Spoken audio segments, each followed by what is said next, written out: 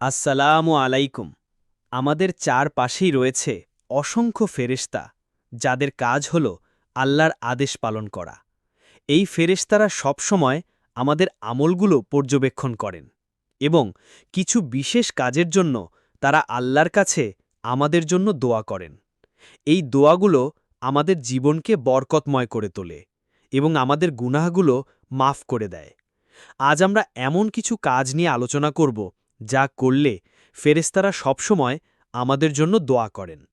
ভিডিওটি না টেনে সম্পূর্ণ দেখার অনুরোধ রইল। ভিডিওটি সম্পূর্ণ দেখুন, ইনশাল্লাহ আপনার অন্তরে প্রশান্তি ফিরে আসবে। এবং ভালো লাগলে অবশ্যই সাবস্ক্রাইব করুন এবং লাইক কমেন্ট করে পাশে থাকবেন। অসুস্থ ব্যক্তিকে দেখতে যাওয়া এটি একটি মহান ইবাদত। আমাদের সমাজে অনেক সময় আমরা অসুস্থ ব্যক্তির খোঁজখবর নেওয়াকে সাধারণ একটি সামাজিক দায়িত্ব হিসেবে দেখি, কিন্তু ইসলামে অসুস্থ ব্যক্তিকে দেখতে যাওয়া শুধু একটি সামাজিক কাজই নয়, এটি একটি মহান ইবাদত, যার জন্য রয়েছে অনেক বড় পুরস্কার। অসুস্থ ব্যক্তিকে দেখতে যাওয়া এতটাই গুরুত্বপূর্ণ যে স্বয়ং আল্লাহ তাআলা এর প্রতিদান দেওয়ার কথা বলেছেন।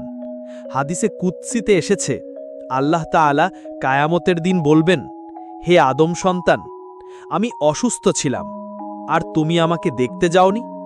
বান্দা বলবে, হে আমার রব, আপনি তো বিশ্বজাহানের রব, আপনাকে আমি কিভাবে দেখতে যাব? আল্লাহ বলবেন, আমার অমুক বান্দা অসুস্থ ছিল, তুমি তাকে দেখতে যাওনি। তুমি যদি তাকে দেখতে যেতে তাহলে আমাকে তার কাছেই পেতে। সহিহ মুসলিম। এই হাদিস থেকে বোঝা যায়, একজন অসুস্থ মানুষকে দেখতে যাওয়া মানে সরাসরি আল্লাহর সন্তুষ্টি অর্জন করা। অসুস্থ ব্যক্তিকে দেখতে গেলে ফেরেশতারা আমাদের জন্য দোয়া করেন। রাসূলুল্লাহ সাল্লাল্লাহু আলাইহি ওয়াসাল্লাম বলেছেন, যখন কোনো মুসলমান তার অসুস্থ মুসলমান ভাইকে দেখতে যায়, তখন ৭০,০০০ ফেরেশতা তার জন্য সন্ধ্যা পর্যন্ত দোয়া করতে থাকে। যদি সে সকালে তাকে দেখতে যায়, তাহলে সন্ধ্যা পর্যন্ত ৭০,০০০ ফেরেশতা তার জন্য দোয়া করতে থাকে। আর যদি সে সন্ধ্যায় তাকে দেখতে যায়, তাহলে সকাল পর্যন্ত ৭০,০০০ ফেরেশতা তার জন্য দোয়া করতে থাকে। সহিহ তিরমিজি। এই দোয়াগুলো আমাদের জন্য অনেক বরকতময়, কারণ ফেরেশতাদের দোয়া আল্লাহর কাছে দ্রুত কবুল হয়। অসুস্থ ব্যক্তিকে দেখতে যাওয়া তার কষ্ট লাঘব করতে সাহায্য করে। যখন একজন অসুস্থ ব্যক্তি তার প্রিয়জনকে পাশে পায়, তখন তার মনে এক ধরনের প্রশান্তি আসে। এর মাধ্যমে সে নিজেকে একা অনুভব করে না এবং মানসিকভাবে আরও শক্তিশালী হয়ে ওঠে। এই কাজটি রোগী এবং তার পরিবারের প্রতি আমাদের সমহমর্মিতা ও ভালোবাসার প্রকাশ। অসুস্থ ব্যক্তিকে দেখতে যাওয়ার কিছু বিশেষ আদব রয়েছে। রোগীর কাছে বেশি সময় থাকা উচিত নয়, কারণ এতে রোগীর কষ্ট হতে পারে। রোগীর কাছে নিজের জন্য দোয়া চাইতে পারেন, কারণ রোগীর দোয়া আল্লাহর কাছে দ্রুত কবুল হয়। রোগীকে এই বলে আশ্বস্ত করা উচিত যে ইনশাআল্লাহ সে সুস্থ হয়ে যাবে এবং আল্লাহ তাকে ক্ষমা করে দেবেন। রোগীর সুস্থতার জন্য আল্লাহর কাছে আন্তরিকভাবে দোয়া করা। মানুষকে ভালো কাজের শিক্ষা দেওয়া, জ্ঞান বিতরণ ও দাওয়াতের গুরুত্ব। আমাদের সমাজে অনেক সময় আমরা কেবল নিজেদের নিয়েই ব্যস্ত থাকি, কিন্তু ইসলামে একজন মুসলমানের দায়িত্ব শুধু নিজের ইবাদত করা নয়, বরং অন্যকে ভালো কাজের দিকে আহ্বান করা। এটি একটি মহান দায়িত্ব, যার জন্য রয়েছে আল্লাহর কাছে বিশাল প্রতিদান। মানুষকে ভালো কাজের শিক্ষা দেওয়া বা দাওয়াত দেওয়াকে আল্লাহ তাআলা এই উম্মতের শ্রেষ্ঠত্বের কারণ হিসেবে বর্ণনা করেছেন। আল্লাহ কুরআনে বলেন, তোমরাই শ্রেষ্ঠ উম্মত, মানবজাতির কল্যাণের জন্য তোমাদেরকে প্রেরণ করা হয়েছে। তোমরা ভালো কাজের আদেশ দাও এবং মন্দ কাজ থেকে নিষেধ করো। সূরা আলী ইমরান ৩:১১০। এই আয়াত থেকে বোঝা যায় যে দাওয়াতের কাজ হল এই উম্মতের একটি মৌলিক বৈশিষ্ট্য। যারা মানুষকে ভালো কাজের শিক্ষা দেন, ফেরেশতারা তাদের জন্য বিশেষভাবে দোয়া করেন। রাসূলুল্লাহ সাল্লাল্লাহু আলাইহি ওয়াসাল্লাম বলেছেন যে নিশ্চয়ই আল্লাহ, তার ফেরেশতারা, আসমান ও জমিনের অধিবাসীরা, এমনকি গর্তের পিঁপড়া এবং পানির মাছ পর্যন্ত ওই ব্যক্তির জন্য দোয়া করে যে মানুষকে ভালো শিক্ষা দেয়। সহিহ তিরমিজি। এই দোয়াগুলো আমাদের জন্য অনেক বরকতময়, কারণ ফেরেশতাদের দোয়া আল্লাহর কাছে দ্রুত কবুল হয়। মানুষকে ভালো কাজের শিক্ষা দেওয়া হলো এক ধরনের সওয়াব জারিয়া। এর অর্থ হলো, যখন আমরা কোনো ভালো কাজ শিখিয়ে যাই, তখন সেই ব্যক্তি যতদিন সেই কাজ করবে, আমরা ততদিন পর্যন্ত তার সওয়াবের অংশ পেতে থাকব। রাসূলুল্লাহ সাল্লাল্লাহু আলাইহি ওয়াসাল্লাম বলেছেন, যে ব্যক্তি মানুষকে সৎ পথের দিকে আহ্বান করে, তার জন্য ওই ব্যক্তির মতো সওয়াব রয়েছে যে তার অনুসরণ করে, তবে তাদের সওয়াবের কোনো কমতি হবে না। সহিহ মুসলিম।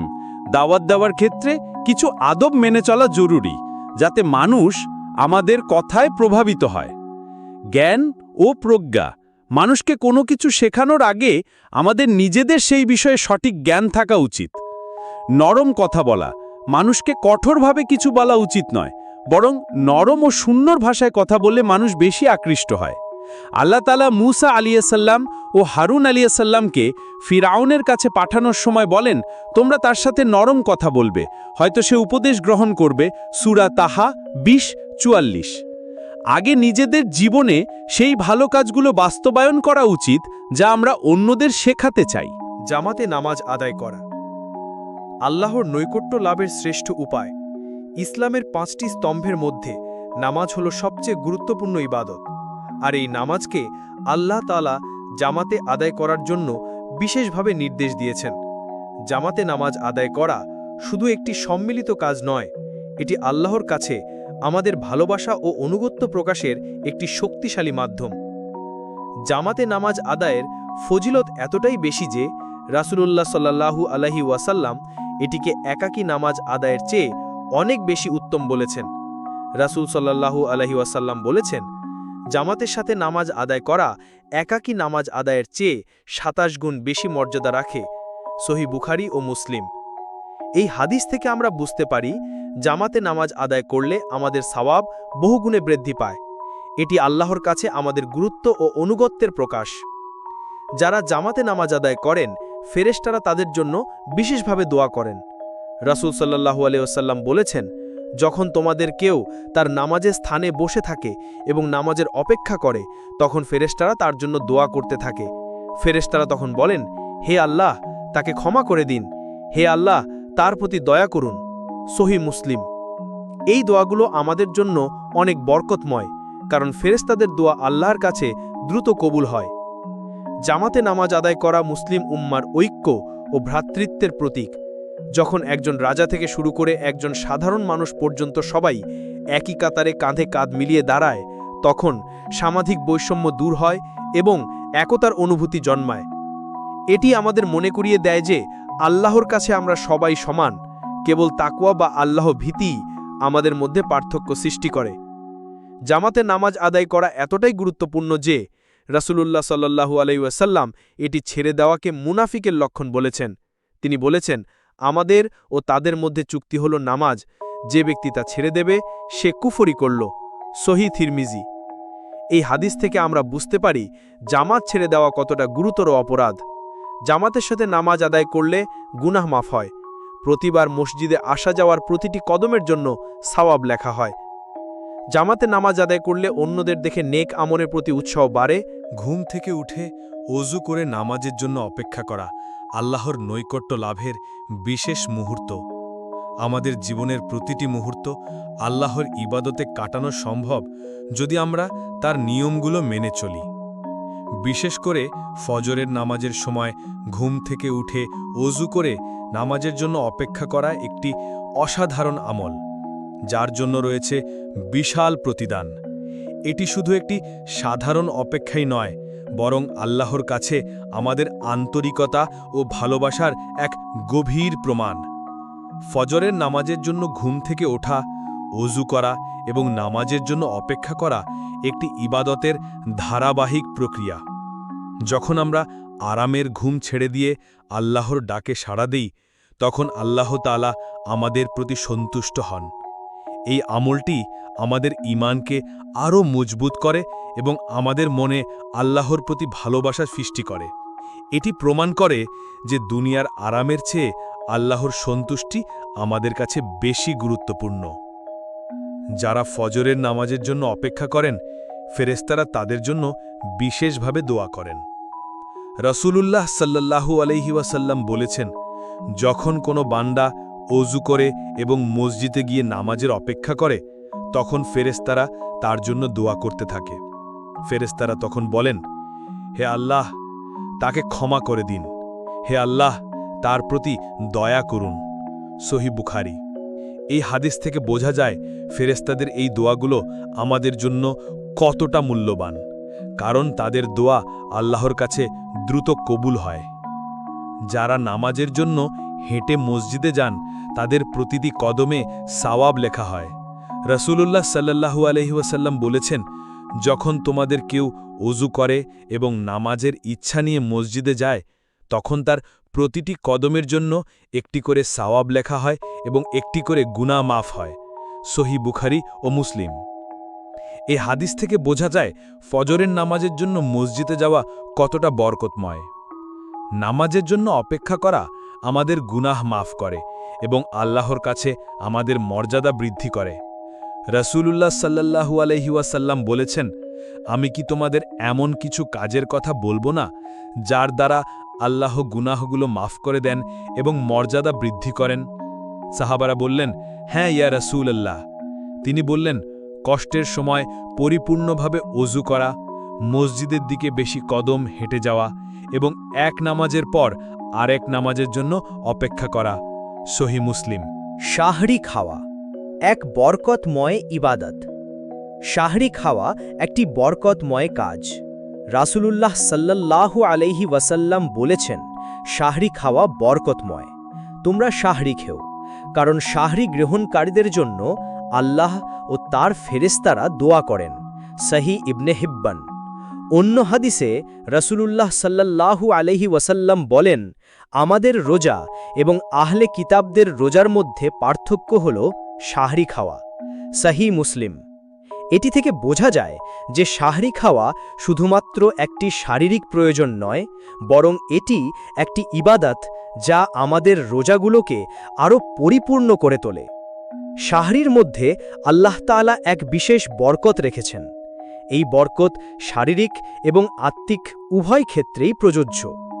শাহরি খেলে সারাদিনের রোজা রাখা সহজ হয়, শরীর দুর্বল হয় না এবং ইবাদত করার জন্য প্রয়োজনীয় শক্তি পাওয়া যায়। রাসূলুল্লাহ সাল্লাল্লাহু আলাইহি ওয়াসাল্লাম বলেছেন, শাহরি খাও, কারণ শাহরিতে বরকত রয়েছে। সহিহ বুখারী।